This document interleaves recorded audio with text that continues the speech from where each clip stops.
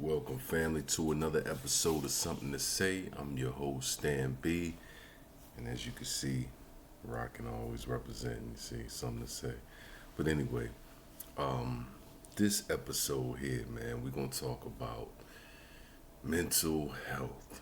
A very important subject, um, especially in the black community, um, if not just in society as a whole, but definitely in the black community. Um, I know that mental health over the years has been shunned upon by our community. Shunned upon because we don't want the stigma of being quote unquote labeled crazy, or looked at as indifferent or something's wrong with you, any of those things.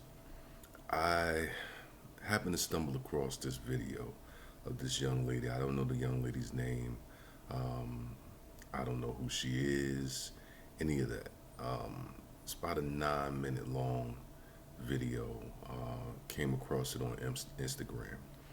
And she, man, it was such a deep video. I mean, if certain things don't touch your heart, man, I think you have to question the humanity within yourself. You know what I'm saying? It doesn't have to make you cry or any of that, but just feel it. You know what I'm saying? And this young lady is 19 years old, and I don't know her story. I don't know what she's been through, but obviously she's been through some things, and she wanted to voice um, her, I guess, express herself and let people know what she felt. And she was doing this via YouTube. She has a YouTube channel, YouTube page, but I found what she was doing on Instagram. And she was just first she was talking, and she was talking about how she feels sad. She doesn't know why she want to cry. Um, she feels lonely. She feels depressed. She feels um, alone. She feels like something's wrong with her. She don't know what's wrong with her. Um, all of these different feelings that she felt, and I'm sure it stems from something she's been through. Something she even said in her video that I know why I feel this way because I'm dealing with something that I haven't addressed yet, or actually, she said I'm running for some from something I haven't dealt with yet, um, and that could very well be true. And then this is just this young lady's one story amongst thousands, if not millions, of people's stories that they have that landed them in the same place that she's in. She felt like I need to talk to somebody. Um, very, very intelligent young lady. You could tell by how she spoke. Um, she was an intelligent young lady. She knew what she wanted. She had a vision board up. She kind of inspired me. Like, man, maybe I need to get me a vision board to place my things in perspective. So she had a vision board. One of the things on her vision board was to add 10K to her account. She wanted to build her Instagram following. She wanted to build her fashion. I guess I don't know if she has a business or something she was doing, but she had all these different things on her vision board, and whatever was eating at her or whatever she was dealing with, she felt like she just needed to express to people. She also felt like that she's tired of people asking her what's wrong, and when she tell them what's wrong, um, most people don't have a solution or something to help her out in what's wrong and what's wrong with her. Um, so she felt like, what's the point of asking me what's wrong? Um, so as I said, her story isn't It's unique in the sense of it's her story, but it's not uncommon in the sense of many people are going through the same thing. Um, Mental health has been a big thing in our community. Um, Reason being, I feel, from my standpoint, is mainly because people are dealing with trauma, you know, undealt with trauma.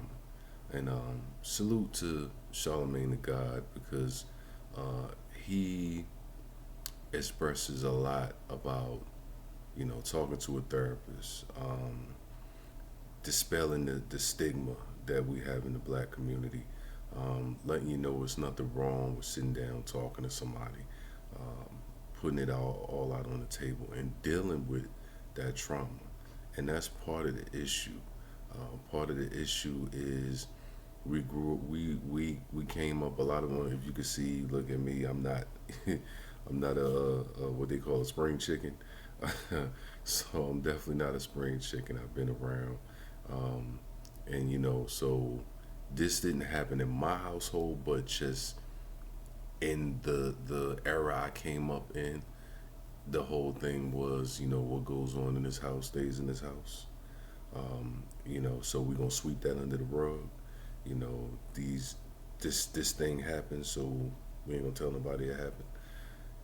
And that has been how we moved in our community, and it has done no good for us to do that, to move like that, because what we've done is um, we have swept it under the rug, and our children have grown up with this trauma, undealt with trauma, and it's come out in different areas of their lives, whether it be in the jobs, whether it be in relationships, being married, what have you. You take a young child who may, let's say, a young female, she may have been molested, she may have been raped, or what have you. When I say young female, I'm talking about maybe a young child, 6, 7 years old, or what have you. And let's say that when she gets to the age of what this young lady was, 18, 19, she starts being promiscuous. Well, from the standpoint of everyone that sees her being promiscuous is, she's a hoe. She's a thought. She just want to give up ass everywhere and do this, that, and the third. She want to be a freak and blah, blah, blah, blah. Not knowing that maybe some of those things that she's um, displaying has something to do with the trauma, the undealt with trauma that she had to deal with as a child. Um, and this is how she sees fit to express, the feelings of not having to deal with what she went through. She hasn't talked to anybody about it. She can't talk to anybody about it, and so the way she feels like she can feel better is by being promiscuous, is by having a man be inside her or touch her or whatever the case may be. And so we don't, because we don't understand that, a lot of times we frown upon that from the outside of seeing what we see. Um, you take a young male who may have experienced his father beating on his mother, um, and he gets older, 18, 19, 20, what have you. He has female relationships, or relationships with females, and he decides that that's what he wants to do with the females in his life. You see what I'm saying? And he may have not been taught to do this to females, but because he's seen this, he witnessed this, he loved his mom.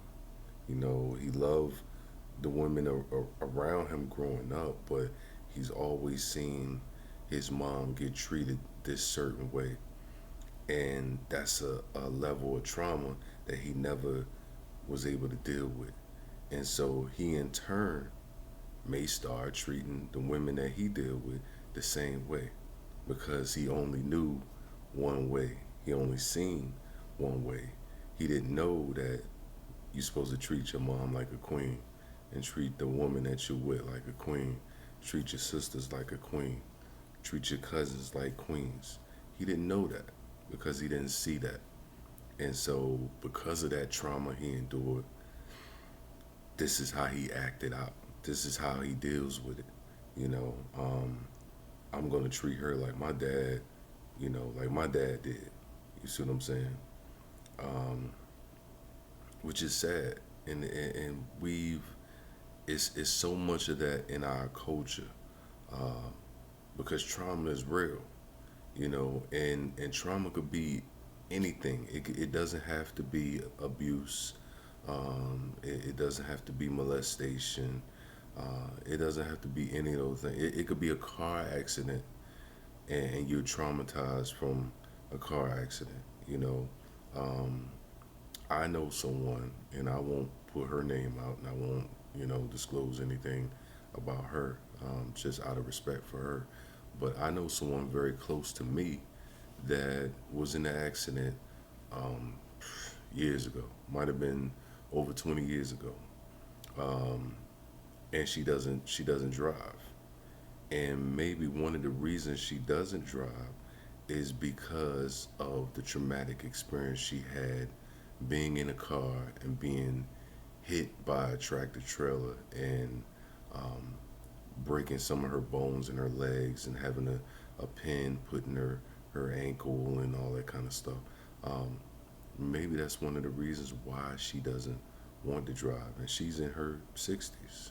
You know, someone would say, well, it's probably a little too late to try to be learning how to drive now, but she doesn't care to want to know how to drive anyway. And maybe part of that trauma she went through being in that accident has a lot to do with why she doesn't want to drive. Um, but trauma and mental health goes hand in hand. Um, there's people talk about PTSD, and a lot of times, or I know for me, the time that I heard about PTSD was mainly dealing with being in the military, and I never really associated with outside of the military, because that's how I became to know what it was. I used to be in the military, but I didn't endure anything that would cause me to have PTSD. I wasn't in a war zone. I didn't see comrades die out in the field. I didn't see any of that stuff. But when I learned about PTSD, um, it took me a while to associate it with just regular life, regular everyday life, you know. And in the black community, growing up in the hood, PTSD is very common, but because it was so tightly associated with the military, it's almost like we don't think that can we can be exposed in our everyday lives, um, dealing with PTSD. Something as simple as being somewhere at the wrong place at the wrong time, and seeing someone shot or killed. Um, Trying to give you an example. Um, I knew a guy. Well, I know a guy. I know a guy. I'm saying no, I knew the guy, but I know a guy that I used to work with, and he drove trucks. He drove the dump truck for one of the for the company I actually worked for. And on this particular day, we were running asphalt, and he said that he was pretty much running late for coming back to the plant or what have you, or coming back bringing the asphalt. back to us. He was running a little bit late, and reason being was because he had he was in traffic, and he was stuck in traffic, and the traffic was like, he was like, he's saying something was going on. It was like it was mad long. They was sitting in traffic. Somehow he ended up getting out, but he said he witnessed an accident that was a tow truck driver helping someone on the side of the road.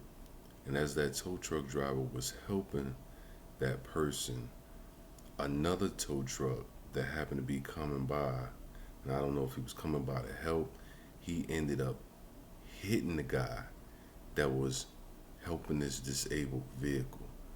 And he said, man, I seen that guy's head come off his body. You know. Now, how many of us in everyday life see a man's actual head or a person's actual head come off their body? That's something that you can't even imagine, don't want to imagine, because, you know, all the liquids and the blood and everything that's running through our bodies. Who wants to see your head knocked off of your body? Hold on, y'all give me 1 second. I need to juice up real quick, and we'll get right back to that.